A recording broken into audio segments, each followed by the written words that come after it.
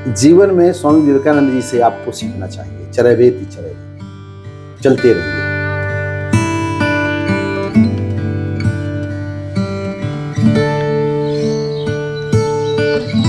उत्तर प्रदेश के बुंदेलखंड क्षेत्र में बांदा जिले का एक गांव गर्मियों के 4 महीने पानी के लिए बिलखने पर मजबूर था।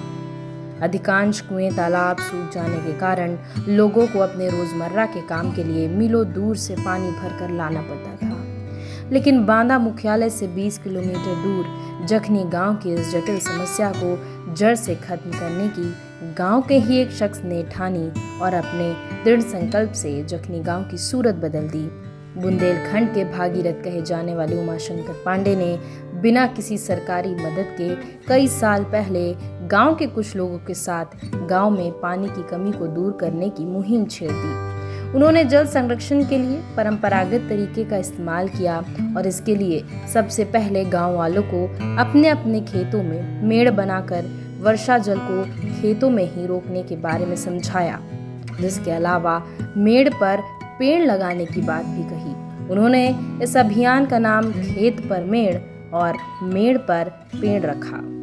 जल योद्धा के नाम से मशहूर उमाशंकर पांडे बताते हैं कि एक समय ऐसा आया कि जब मालगाड़ी से बुंदेलखंड में पानी लाया जाने लगा था, लेकिन बुंदेलखंड हमेशा से ऐसा नहीं था। यहाँ भी पानी था, लेकिन हम पानी को संरक्षित नहीं कर पाए। वह कहते हैं कि मेड़ और पेड़ जल संरक्षण के लिए पुरखों की सबसे पुरानी तकनीक है, जिसे मैंने जागृत किया। उनके इस साहसिक और ऐतिहासिक काम के लिए जनवरी 2023 में उमाशंकर को भारत के सर्वोच्च नागरिक सम्मान से पद्मश्री से सम्मानित किया गया। स्वागत है आपका बुंदेलखंड ट्रिपल में। हमारे साथ मौजूद हैं पद्मश्री उमाशंकर पांडे जी, जिन्हें बीते रोज सर्वोच्च सम्मान में से एक पद्मश्री सम्मान से नवाजा गया है। सीधे बात करेंगे उनसे। बुंदेलखंड के बांदा जनपद के जखनी गांव से आते हैं, जिन्होंने जखनी गांव से अपना सफर शुरू किया। जखनी गांव को जलग्राम बनाया, पूरे देश में एक मॉडल दिखलाया जखनी गांव का, और आज इतने बड़े सम्मान से नवाजने के बाद जब वो हमारे साथ मौजूद हैं तो सीधे जानेंगे उनके अनुभव। पंडित जी, स्वागत है आपका बुंदेलखंड ट्रिपल में। सबसे पहले आपसे जानना चाहेंगे वो सफर आप बताएं हमें, जो बांदा जनपद के एक छोटे से गांव जखनी से शुरू हुआ, संघर्ष का वो दौर कैसा रहा और यहाँ तक का सफर। जीवन में स्वामी विवेकानंद जी से आपको सीखना चाहिए। चरैवेति चरैवेति, चलते रहिए। जिस गांव में मेरा जन्म हुआ, न बिजली थी, न रोड थे, न स्कूल था, फिर भी अपना संघर्ष रहा। और मेरा जो जल संरक्षण का मंत्र है, खेत पर मेड़ और मेड़ पर पेड़। यद्यपि ये पुरखों की सबसे प्राचीन जल संरक्षण की पद्धति है और उसे मैंने जगाया। सिद्धि प्रसिद्धि समृद्धि उसने मुझे दी। आज आवश्यकता है, पानी बनाया नहीं जा सकता, केवल बचाया जा सकता है। पानी पाने के 2 तरीके हैं, वर्षा जल या भूजल। भू का जल स्तर रोज नीचे जा रहा है। दुनिया में जो हमारी आबादी है वो करीब 18% है, जमीन 4.25% है, पानी 2% है। पानी के अभाव के कारण 5000 से अधिक बच्चे प्रदूषित पानी से रोज मरते हैं, दुनिया में ऐसी रिपोर्ट है। पहला विश्व युद्ध जो हुआ था वो भोजन के लिए हुआ, दूसरा तेल के लिए हुआ, तीसरा पानी के लिए होगा। अगर हम चेते नहीं, हम कोशिश करें भारत में ना हो जल के लिए युद्ध ना हो। हम जैसे अपने बच्चों के लिए संपत्ति देते हैं, आने वाली पीढ़ी के लिए मकान बनाते हैं, दुकान देते हैं, पैसा देते हैं, उसी तरह हमें आने वाली पीढ़ी के लिए पानी देना पड़ेगा। हमने पानी नदियों में देखा है, तालाब में देखा है, कुएं में देखा है। हमारे बच्चे पानी देख रहे हैं बोतल में। भारत हमारा जो है, जहां दूध और दही नहीं बिकता था, वहां पानी बिक रहा है। आप ये बात मानेंगे कि गांव जाइए तो आपको दूध नहीं मिलेगा, घी नहीं मिलेगा, मट्ठा नहीं मिलेगा, लेकिन किराना की दुकानों में बोतल की 500 बोतल पानी जरूर मिलेगा। ये शुभ नहीं है, ये अच्छा संकेत नहीं है। हमारे पुरखे पानी दान करते थे, प्याऊ लगाते थे, लेकिन वर्तमान परिस्थिति में पानी बेचने का जो एक बड़ा बाजार खड़ा हो गया है, इसको हमें रोकना पड़ेगा। पानी के बाजार को रोकना पड़ेगा। और मैं आपके माध्यम से, आपके चैनल के माध्यम से बात पूरे बुंदेलखंड वासियों से कहूँगा कि वे पेड़ लगावें, पानी बचावें, खेत पर मेड़ बनावें, मेड़ पर पेड़ लगावें। पानी अपने लिए नहीं बचाना, आने वाली पीढ़ी के लिए बचाना है, अपनों के लिए बचाना है, वो अपने से बचाना है। माँ लक्ष्मी की कृपा पाने के लिए आप खेत पर मेड़ बनाइए, मेड़ पर पेड़ लगाइए, विष्णु भगवान का आशीर्वाद लीजिए। और मेघ देवता है, वरुण देव हैं, इंद्र देव हैं, इनको प्रसन्न करना होगा। और कभी विस्तार से मैं जखनी के बारे में आपसे चर्चा करूंगा, अपने सफर के बारे। अब मैं वो दुखे हुए जो घाव थे वो नहीं बताना चाहता, क्योंकि मुझे सारे घाव मेरे भर गए। माननीय प्रधानमंत्री जी की उपस्थिति में जब राष्ट्रपति जी ने मुझे देश के सर्वोच्च नागरिक सम्मान में से पद्मश्री दिया, तो अब क्या बताना, अब रोना क्या पछताना क्या, जिस शहर में हम फूलों से तोले उसमें धूल उड़ाना क्या बात है। जिस समय पहली बार आपको पता चला, कैसा महसूस किया आपने?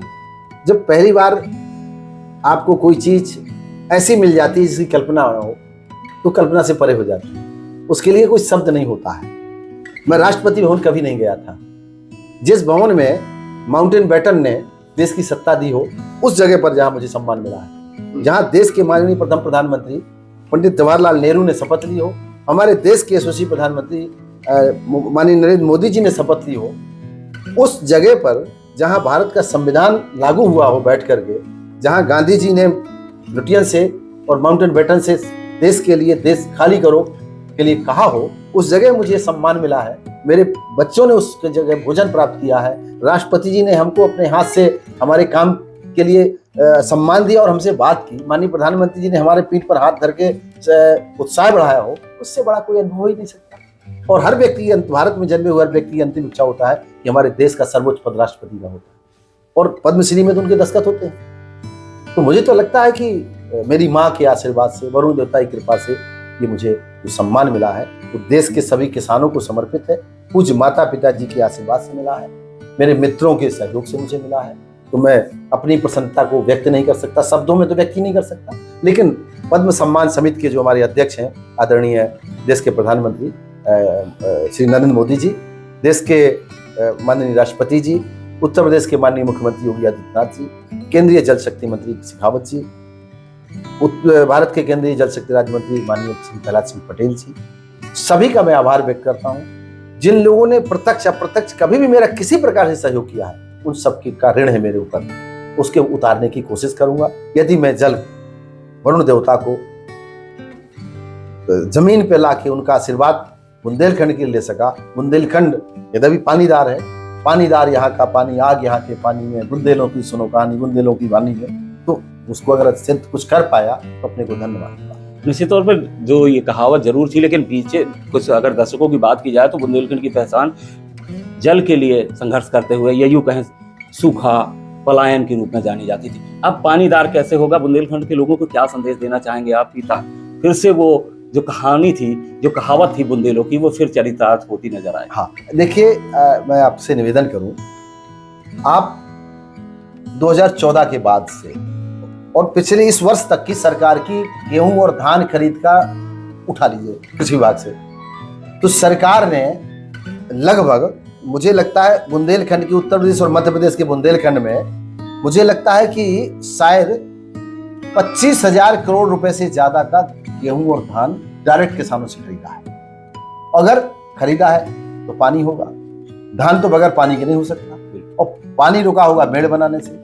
तो मुझे लगता है जो पुरानी कहानी थी, अब वो नई कहानी, छोड़ो कल की बात पुरानी। ऐसा नहीं लगता कि कुछ लोगों ने प्रायोजित तरीके से बुंदेलखंड को इस तरीके से दिखलाने की कोशिश की? मैं इस बात बुंदेलखंड में इस बात से मैं सहमत हूँ कि कुछ लोगों ने, बुंदेलखंड में 35 नदियां हैं, बागे है, बेतवा है, केन है, यमुना जब दिल्ली से आती है तो सूखी आती है, जब बुंदेलखंड प्रवेश करती है तो पानीदार हो जाती है। तो बुंदेलखंड में लगभग 50,000 कुएं हैं, 14,000 गांव हैं, 14,600 गांव हैं, 15 जिले हैं, लगभग 500 तालाब हैं, बड़े तालाब। बाकी लगभग मुझे ऐसा मानना है कि यहाँ पर 10,000 तालाब होंगे, मान के चलता हूँ मैं। 200 नाले हैं, 200 बावड़ियाँ हैं। तो पानी की यहाँ कमी नहीं है।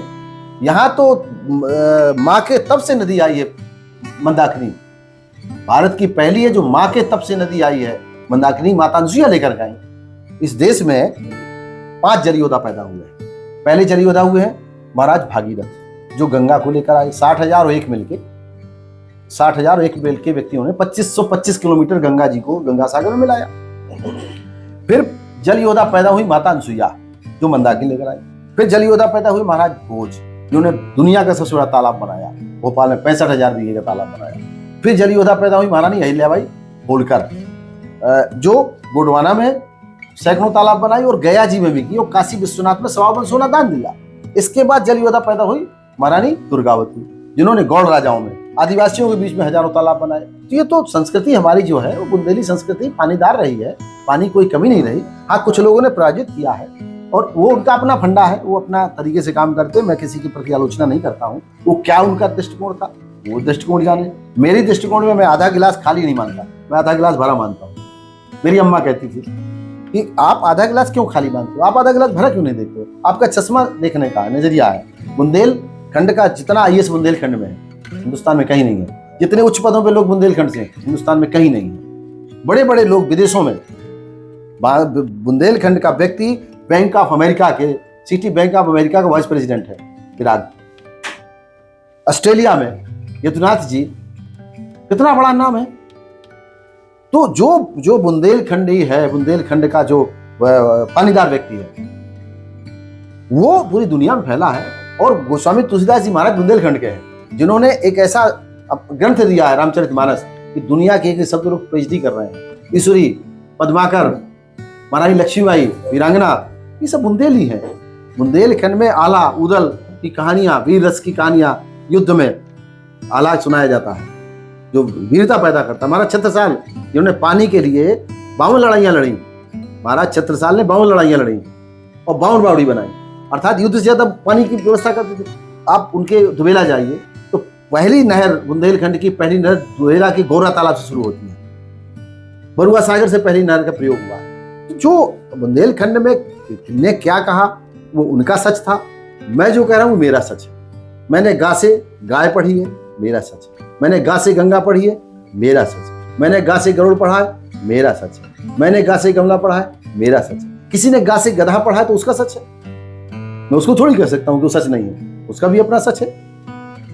तो इसलिए मेरा अपना मानना है कि हम सबको मिल करके खेत पर मेड़ बनाना है, मेड़ पर पेड़ लगाना है और देश के माननीय प्रधानमंत्री नरेंद्र मोदी जी के जल आंदोलन को जन आंदोलन में बदलना है। ये हम सबकी जिम्मेदारी है। जखनी का दिव्यांगता पर विजय पाते हुए एक शख्स आज देश के सर्वोच्च सम्मान में से एक पद्मश्री से नवाजने हुए।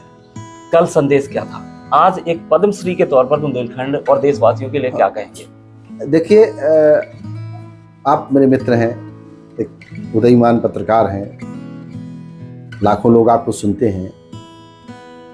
मेरी जन्मभूमि है और मेरी माँ ने कहा था कि माँ से बड़ी मातृभूमि होती है। बुंदेलखंड वासियों को मैं संदेश देने की स्थिति में तो नहीं हूं, निवेदन करने की स्थिति में। भगवान राम का संदेश यहाँ पहली पंचायती राज का जन्म हुआ चित्रकूट में। भगवान परिवार, भगवान राम के, भरत के और के बीच में जब संवाद हुआ तो राज्य फुटबॉल की तरह घूम रहा था। यहाँ पंचायती राज के जन्म देने वाली भूमि है। मैं सभी से ये निवेदन करूंगा कि पानी बचावें, पेड़ लगावें और वरुण देवता को आदर दें। हमारे देश में बुंदेलखंड में खासकर कुआं की पूजा होती थी, तालाब की पूजा होती थी। हमारा जीवन सब जब शुरू होता है, हमारी एक कलश यात्रा, श्री भागवत पुराण होती है तो कलश यात्रा निकलती है। हम उस कलश यात्रा को, उस कुएं को, जिस कुएं के पानी पीकर हम बड़े हुए हैं, जिस कुएं में पूजा हुई थी जब हम पैदा हुए थे, जब बच्चा पैदा होता तो कुआं पूजन माँ का होता है, उसको आदर दें, सम्मान दें और वो कुआं फिर से जिंदा हो, ऐसी मेरी प्रार्थना है और यही मेरा निवेदन है। चलिए, बहुत बहुत धन्यवाद। पद्मश्री पांडे जी हमारे साथ मौजूद थे, जिन्होंने पानी के जो जल के महत्व को बताया, सीधे तौर पर यह भी बताया कि पानी को बनाया नहीं जा सकता, सिर्फ उसे बचाया जा सकता है। खेत पर मेड़, मेड़ पर पेड़, जिस सूत्र पर उन्होंने काम किया और जिस सूत्र पर चलते हुए, संदेश देते हुए जखनी को जलग्राम बनाया और जलग्राम जखनी आज मॉडल बना और देश के सर्वोच्च सम्मान में से एक पद्मश्री सम्मान से नवाजे गए पांडे जी, जो आज बुंदेलखंड वासियों को जो संदेश दे रहे हैं, अगर उसी राह पर हम सब चले तो निश्चित तौर पर जो बुंदेलखंड कहावतों में पानीदार था, आज भी है और कल भी रहेगा। बुंदेलखंड ट्रिपल के लिए राजेंद्र सिंह छतरपुर।